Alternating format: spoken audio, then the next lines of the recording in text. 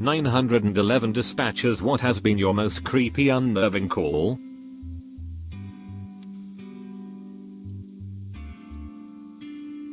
Another one that stays with me was the man who called in. It was the anniversary of his adult son having hanged himself. He'd now come home to find his wife had done the same. That date is always going to be a black day for him. I had a friend who worked as a 911 dispatcher, and he always said the worst call he ever had was a 20-year-old kid who committed suicide by mixing a bunch of chemicals together in his car to produce hydrogen sulfide gas. He said that the most unnerving part was hearing him calmly listing off the chemicals, the type of gas produced, and the effects of hydrogen sulfide on the body, namely the almost instant death it causes at high concentrations. He ended the call by providing the address of the parking lot he was in and saying that nobody should approach the vehicle without hazmat equipment. Apparently after that there was a whooshing sound as he dumped the last chemical into the mix. And then the line went dead silent aside for a quiet fizzing noise. I know that call screwed him up because he almost never talks about stuff that happens to him on the job. He quit a few months later to go into construction management. And frankly, I can't blame him. I recently had an open line 911 call, where the person that called was the victim of a home invasion. He was smart enough to call 911 and hide the phone so we could hear everything that was going on. And I heard another male voice in the background swearing, telling him he was going to shoot him in the face. It was the longest phone call of my life. I thought for sure I was going to hear this poor guy get murdered on the line. I was afraid to say anything because I didn't want the suspect to know or hear that the victim had called. Thankfully our officers got there fairly quickly, surrounded the building and caught the guy trying to go out a back window. He got arrested and the old man survived with only minor injuries from being punched several times. Apparently the suspect was super high and was a friend of a caretaker of the elderly person. The caretaker had mentioned the old man had money hidden in the house. Suicide or homicide calls always get my hair standing on end. I've taken a few of both. It's always eerie how callers start off relatively calm, then you notice them get more and more emotional and hysterical as the weight of what they've just witnessed sets in. It's a creepy feeling knowing that they're standing there screaming at a dead body that's in God knows what kind of condition. I've talked to people who were dying and people who had just watched their loved ones die in violent ways. A guy who didn't report a domestic in a high-rise for 60 minutes until he saw a girl hurtle past his window on the way to the ground below. A woman whose son said he was going to jump off a bridge. She drove to the bridge she thought he'd go to. And sure enough, there he was. She didn't want to block traffic, so she drove to the other side to pull over. He jumped before she could run back. Honestly, the call that caused me the absolute most grief was simply an elderly man who woke up to find his wife deceased next to him. I'll never forget the pain in his voice. It's weird because there wasn't any crime, any violence, any victim really. He just clearly really loved her and wasn't ready for her to go. I choke up a little thinking about it years later. I asked a friend this. She worked in it 20+ years and she's an absolute sweet little lady. She told me this one time a neighbor called them to say the apartment building was on fire and there were kids still inside sleeping in the neighboring apartment. But they didn't want to bother checking the door or waking them up not to upset the parents, who were at work. All 6 kids and 2 dogs died that day. She expressed how people are really unwilling to help someone in need when calling sometimes, and it breaks her soul every time. A woman called me, saying she was going to kill herself. She was gassing herself. Gave me her name and address, then said she was just going to lie down and go to sleep. And stopped responding to me. I kept the line open, trying to get her to speak to me. And eventually heard officers forcing their way in to find her body. I guess she just wanted someone to find her body. My family member is a long-time first responder and retired into doing dispatch. He heard the address, someone else was taking the call, and realized it was his daughter's house. He rushed over there just in time to see them wheeling her body out. Overdose. 5 months later. He was called to his ex-wife's place because his grandson, son of the daughter who recently passed, had his door locked, lights on, but wasn't responding to his grandma. He broke the door down and found him deceased in bed. Overdose. He's very stoic after years of all sorts of traumatic situations, but my heart hurts whenever I think of what all of this must have felt like. Likes and through your fingers. When I was 9, my mom died. My brother, 10, 5, and I were home alone with her. Our dad had died 3 years earlier. She had a massive heart attack. My brother called 911 and they walked us through getting her off the bed and onto the floor so that my brother could attempt CPR. When he was ready, he gave me the phone, on speaker, and told me to turn around and face the wall so I didn't have to watch. I vividly remember sobbing to the dispatcher, "Please, you don't understand. This is my last parent. You have to do something." The dispatcher attended my mother's funeral and left the field right after. My brother is a trauma surgeon. I'm in nursing school. Very cataclysmic situation for all involved. During the academy, a radio call recording was played. A man had just shot his wife and from of his children, 2 kids under 7 years old. The dispatcher hears him calmly say he killed his wife and children crying in the background. Gurgling is heard and he tells the dispatcher to please wait. The first bullet didn't kill her and he heard her struggling to breathe and shot her again. She died. He gave up easily and only good thing is the kids were not shot or physically harmed. When I got a call from a 6-year-old who got home from school and lay down to take a nap with his dad. His dad never woke up. The kid was so calm when calling, it broke my heart. I ended up leaving dispatch shortly after. I was good at compartmentalizing the job for the year I was doing it. But it would have broken me in the long run. Not me, but my grandma. I was sitting in the dispatch office. Very small one, only 2 dispatchers including my grandma, but she put out a dispatch that there was a gunshot from my best friend's address. My heart sank to my stomach and broke later that day. He committed suicide. My wife has been a dispatcher for over 10 years. To add to the insanity of the job, in her case, 1. You're just there to handle things until help arrives. You'll have to make connections and do your own research to find out what happened. Since 2, many cops and your management can view you as just a secretary, etc. Also, she doesn't share a building with cops. EMTs. 3. If you have a particularly disturbing call, or any call, management, who may or may not be able to do your job, can keep replaying the recording to you as a notebook.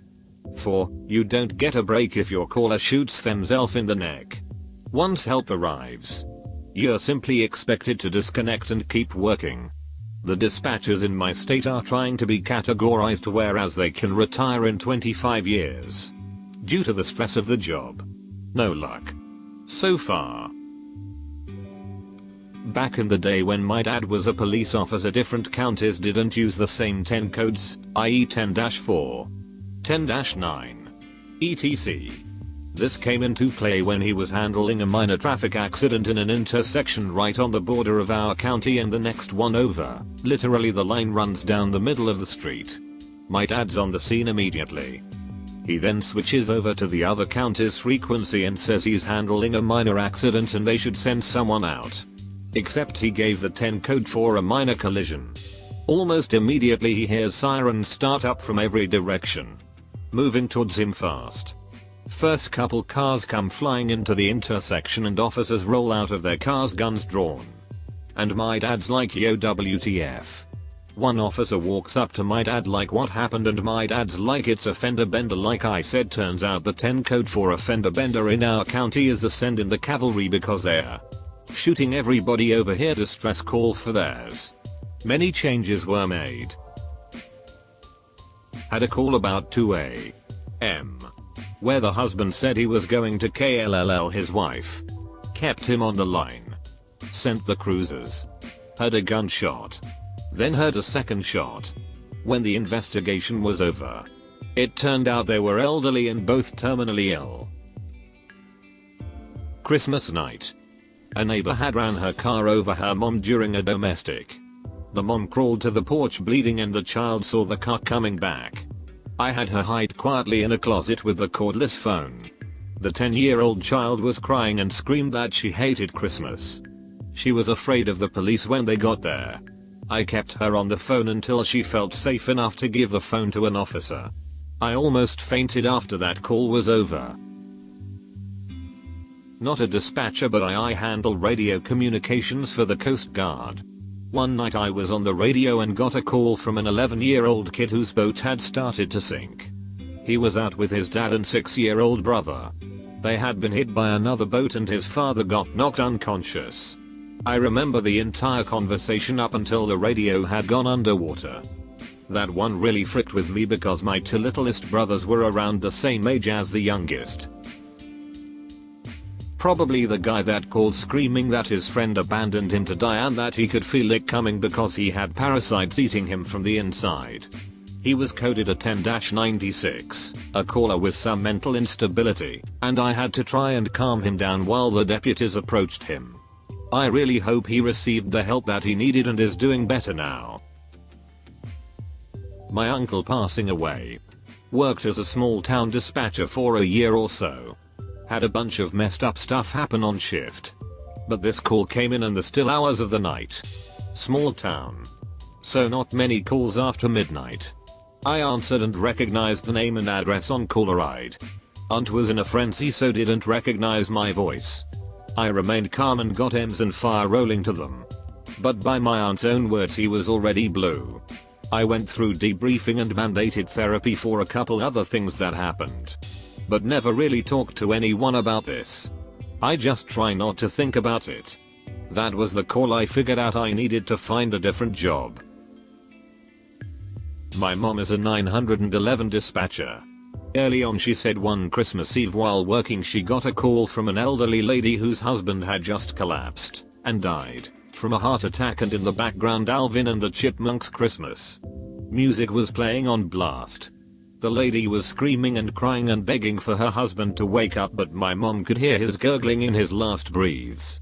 She doesn't listen to or watch Alvin and the Chipmunks since. Drowning. Wife found husband in pool. Couldn't get him out. Spoke to his children as well. Lot of emotions after the call. First one I ever had. Mine was a guy who called a few times. This is years ago before phase II location was a thing. He kept talking about wanting to kill himself. Few minutes after he hung up with me, I took a call from his friend. His friend said he heard a gunshot and hung up. He killed himself after talking to me. The one that sticks with me was a triple homicide where the weapon was a car and one of the victims was a caller. After they were hit, all we could hear on the line was the windshield wipers going back and forth, and then, eventually, the sound of sirens in the distance. But man, that swish swish swish swish was brutal. Had an 11-year-old boy call and say his mom was on the floor of their bathroom.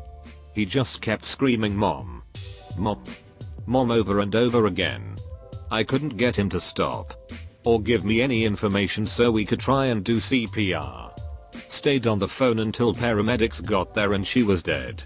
It hits home because I have a 10-year-old. Not a dispatcher. I accidentally called 911 when I was working at Staples. You had to hit 9 to dial out of the store and the number was a 1-1800 number, so you can guess what happened. Anyway, I yelled at the operator we didn't get the paper and about 3 squad cars showed up in seconds. I used to self-dispatch in Janvier, Alberta, back in the glory days of hand-drawn maps and voicemail via tape. I got a call for someone choking. I couldn't make out the house number, but assumed he was in the dark zone of town which nobody had mapped out yet. Janvier ain't that big, so it was easy to see his daughter flashing the high beams on the driveway. What was messed up about the call was I literally heard the guy die over the phone. He was gargling, coughing. Then suddenly all you hear is dogs barking and people yelling in the background. He had choked on a piece of steak. And one 5 hours of CPR could not dislodge it.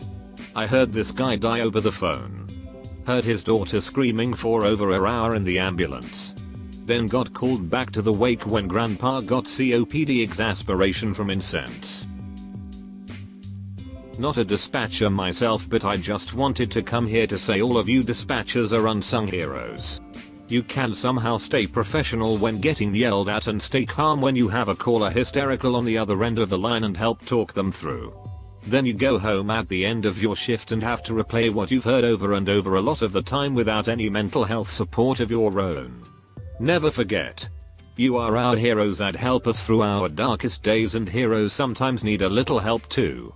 Reach out to someone if you need it. Hold strong and keep being awesome. Hi there. Look, if you enjoyed the video, well, why not go ahead and hit that like and subscribe to Reddit Stories.